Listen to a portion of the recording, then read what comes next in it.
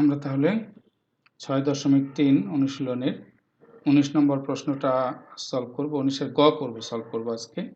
যেহেতু আমরা এর আগের দিন পর্ব 2-এ আমরা এই AB plus AC greater than 280 এটা প্রশ্নটা সলভ করে ফেলেছি। যেহেতু আমরা এই প্রশ্নটা এর আগের পর্বে সলভ করেছি, সেহেতু আমরা কি করব, আমরা আজকে এই 19-এর গটা সলভ করব। এখানে বলা আছে যে ABC ত্রিভুজের কোণ A সমান 1 সমকোণ BC বাহুর মধ্যবিন্দু D। আমরা একবার গ নম্বরে যাই যে প্রমাণ করো যে এটি ইকুয়াল টু হাফ BC। প্রশ্নটা কি, ABC ত্রিভুজের কোণ সমান 1 সমকোণ এবং BC বাহুর মধ্যবিন্দু D প্রমাণ করতে হবে যে এটি ইকুয়াল টু হাফ BC। আমরা আগে একটা চিত্র এঁকে নিই, তারপরে প্রমাণে যাব।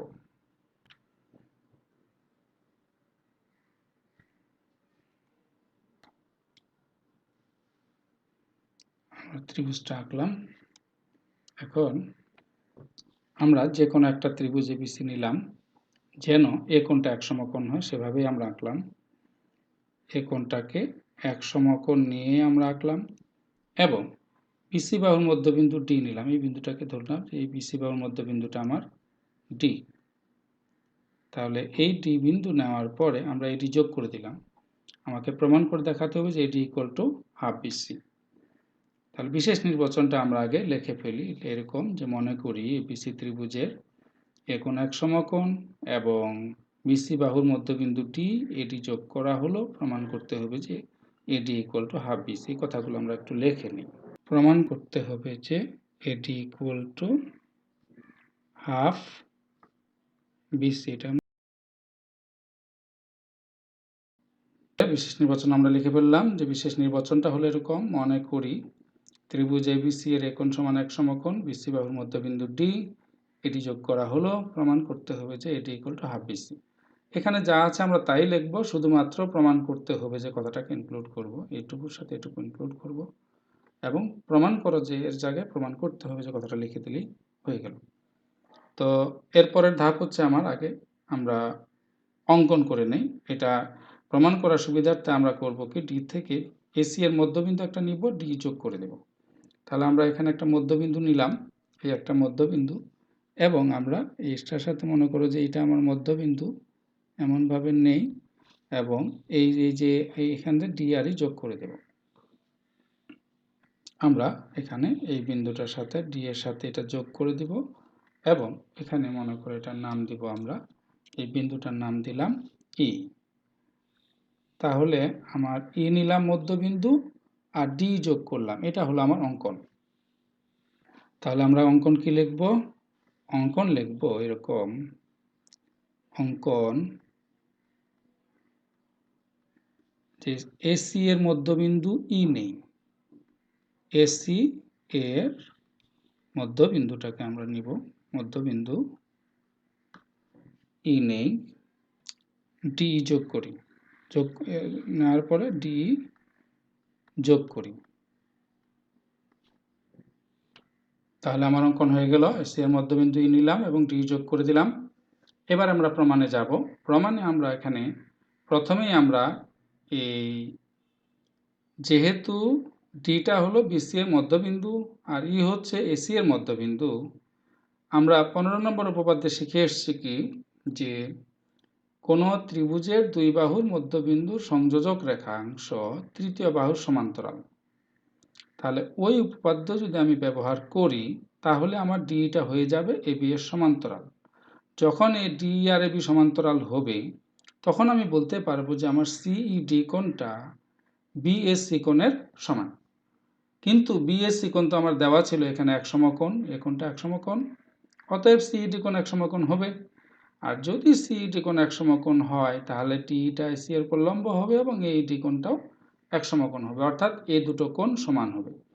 এই দুটো কোণ সমান দেখাতে পারলেই আমি সিইডি ত্রিভুজ আর এইডি ত্রিভুজকে সর্বসম দেখাতে পারবো। তাহলে আমার প্রথম ধাপ হচ্ছে এইডি ত্রিভুজ এবং সিইডি ত্রিভুজকে সর্বসম দেখানো। আমরা প্রথম ধাপে যাই। ধাপ লিখে লিখে প্রমাণ করতে পারি, আবার ধাপ না লিখেও প্রমাণ করতে পারি। আমরা এটাকে 3 ধাপে প্রমাণ করব। তো প্রথমে ধাপ 1 লিখি, যে ধাপ 1-এ আমরা কি করব সেটা লিখি। আমরা প্রথমে এই উপপাদ্যটা ব্যবহার করব। এখানে দেখো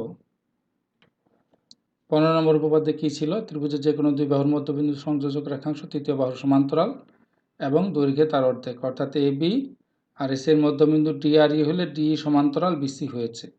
এখানে আমরা প্রমাণ করেছিলাম কি DE সমান্তরাল BC। এই প্রমাণটা করা হয়েছে, এখানে ব্যবহার করব।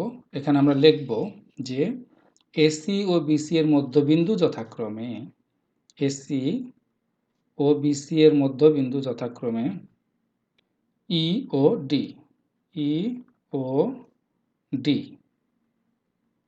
সুতরাং ED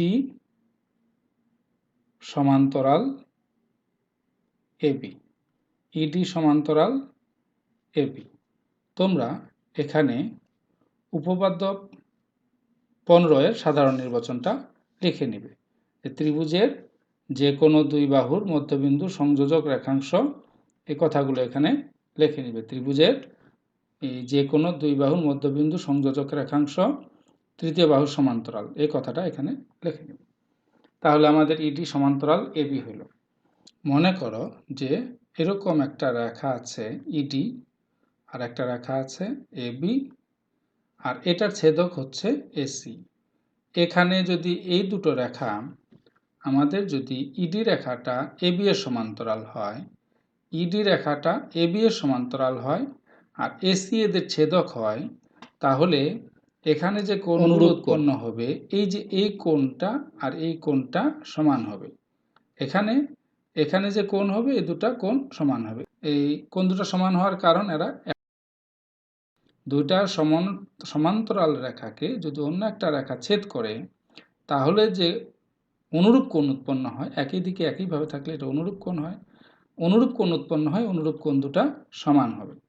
তো এইখানে লক্ষ্য করো যে ইডি আর এবি সমান্তরাল হয়েছে, ফলে এটার ছেদক হচ্ছে এখানে এসি। তো এই তাহলে সিইডি কোণ ইকুয়াল টু হবে এই ইএবি কোণ, সিইডি কোণ ইকুয়াল টু এটার মতন সিইডি কোণ ইকুয়াল টু হবে ইএবি কোণ। এখানে আমরা ব্যবহার করব যে সুতরাং কোণ সিইডি ইকুয়াল টু কোণ ইএবি ইকুয়াল টু সমান, আমরা যেহেতু ইএবি কোণ এক সমকোণ তো এক সমকোণ লিখি, এক সমকোণ লিখলাম। তো সুতরাং এই ডিটা কার উপর লম্ব হলো? যেহেতু এক সমকোণ হয়েছে তা ডি লম্ব এসির উপর লম্ব হবে। তো সুতরাং যদি লম্ব হয় তাহলে সুতরাং এই ডি কোণ এক সমকোণ। আমাদের উদ্দেশ্য ছিল যে এই দুটোকে সমকোণ প্রমাণ করা। এখানে আমরা এই দুটো কোণকে, এই কোণটাকে আর এই কোণটাকে, এখানে এই দুটো কোণকে আমরা সমকোণ প্রমাণ করে ফেললাম। সমকোণ আমার প্রথম ধাপ শেষ। এক সমকোণ,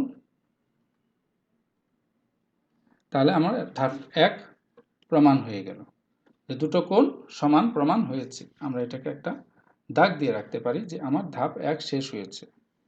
আমরা এবারে 2 নম্বর ধাপে যাব। 2 নম্বর ধাপে আমরা যেটা করব, 2 নম্বর ধাপে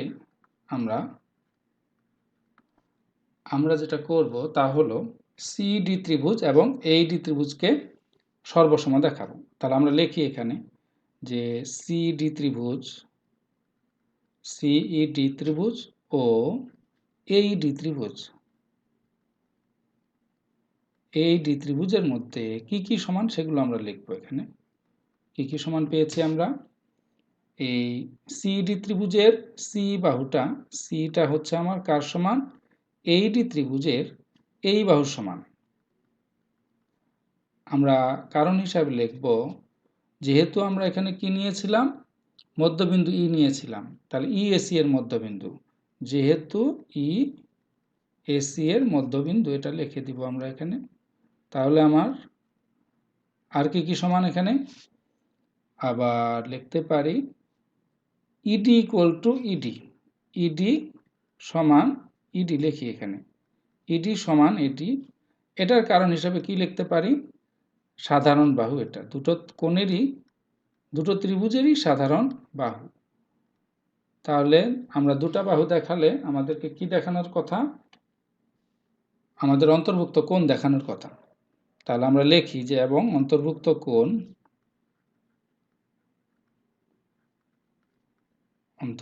কোণটা কি? অন্তর্ভুক্ত কোণ এইডি, সিডিটা আগে লিখি, বাম দিকে আমরা সিডি ত্রিভুজ লিখছি, সিডি ইকুয়াল টু অন্তর্ভুক্ত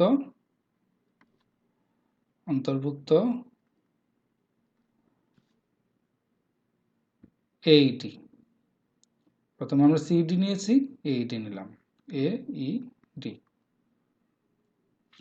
তাহলে আমার দুটো ত্রিভুজ সর্বসম হওয়ার জন্য যে দুটা শর্ত ছিল, আর অন্তর্ভুক্ত কোণ দুটা বাহু সমান দেখানোর কথা, অন্তর্ভুক্ত কোণ দেখানোর কথা।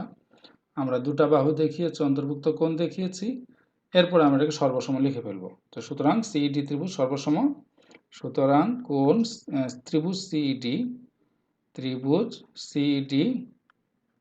সর্বসম ত্রিভুজ এইডি। আমরা সাইড নোট হিসাবে লিখব বাহু কোণ বাহু উপপাদ্য অনুসারে। তাহলে আমরা যেহেতু এই দুই ত্রিভুজ সর্বসম হয়ে গেল, তাহলে আমরা এটা বলতে পারি যে সিডি আর এডি সমান, অর্থাৎ অতিভুজ দুটো সমান। তাহলে সুতরাং সিডি ইকুয়াল টু এডি। আমাদের দ্বিতীয় ধাপ শেষ, আমরা এবার তৃতীয় ধাপে যাব। এখানে দেখো বিসি সমান কত? BD plus CD. BC equal to হচ্ছে আমার BC equal to BD plus CD. তাহলে আমরা লিখতে পারি BD plus CD equal to BC. এই লাইনটা আমরা লিখি, BD plus CD equal to হচ্ছে আমার বিসি। কিন্তু এখানে আমরা সিডি সমান এডি প্রমাণ করেছি, তো সিডি ইকুয়াল টু যদি এডি হয় তাহলে ইকুয়াল টু বিডিও লিখতে পারি। আমরা এখানে বিডিও লিখে রাখি, একই সাথে যদি বিডি লিখে রাখি তাহলে আমরা দুটোকেই লিখতে পারবো, দুটোকে এডি লিখতে পারবো, বিডিকেও লিখতে পারবো এডি। তাহলে এটাকে আমরা লিখি বিডি ইকুয়াল টু হচ্ছে আমার এডি, আর সিডি এর মানটা হলো এই বিডি যত সিডি দুইটাই এডি এর সমান। তাহলে এটাকে দুটোকে এডি লিখবো আমরা। তাহলে এখানে লিখলাম আমরা এডি ইকুয়াল টু বিসি। তাহলে এডি আর AD two AD equal to BC. Two AD যদি বিসি এর সমান হয়, সুতরাং এডি ইকুয়াল টু, এখানে আমার 2 ছিল বাঁয়ে গুণ, তা ডানে গেলে ভাগ হয়ে যাবে, মানে বিসি বাই 2, এটাকে আমরা বলতে পারি 1/2 বিসি, মানে এটি equal to half into BC. আমার প্রমাণের প্রমাণের বিষয়টা ছিল AD equal to half BC. আমরা AD equal to half BC প্রমাণ করলাম, অতএব আমরা লিখি প্রমাণিত।